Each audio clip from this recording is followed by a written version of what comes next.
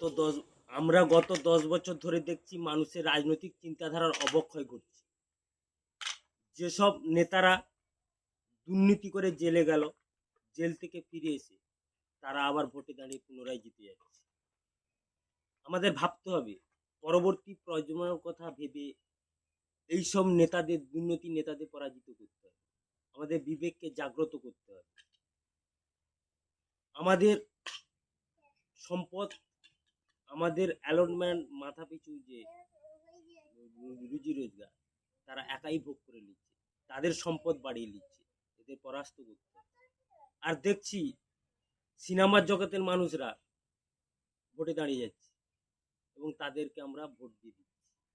বাস্তবের মাটিতে তাদের কোনো পা নেই, তারা সিনেমার পর্দায় দেখা যায়, আমরা তাদেরকে জিতাচ্ছি। সমাজকে উন্নত করতে হলে এইসব নেতাদের পরাজিত। আমরা গত 10 বছর ধরে দেখছি মানুষের রাজনৈতিক চিন্তাধারার অবক্ষয় ঘটছে।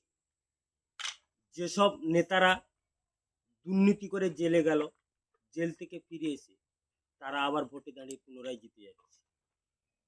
আমাদের ভাবতে হবে, পরবর্তী প্রজন্মের কথা ভেবে এইসব নেতাদের, দুর্নীতি নেতাদের পরাজিত করতে হবে। আমাদের বিবেককে জাগ্রত করতে হবে। আমাদের সম্পদ, আমাদের অ্যালটমেন্ট, মাথাপিছু যে রুজি রোজগার, তারা একাই ভোগ করে নিচ্ছে, তাদের সম্পদ বাড়িয়ে নিচ্ছে, এদের পরাস্ত করতে হবে। আর দেখছি সিনেমার জগতের মানুষরা ভোটে দাঁড়িয়ে যাচ্ছে এবং তাদেরকে আমরা ভোট দিয়ে দিচ্ছি। বাস্তবের মাটিতে তাদের কোনো পা নেই, তারা সিনেমার পর্দায় দেখা যায়, আমরা তাদেরকে জিতাচ্ছি। সমাজকে উন্নত করতে হলে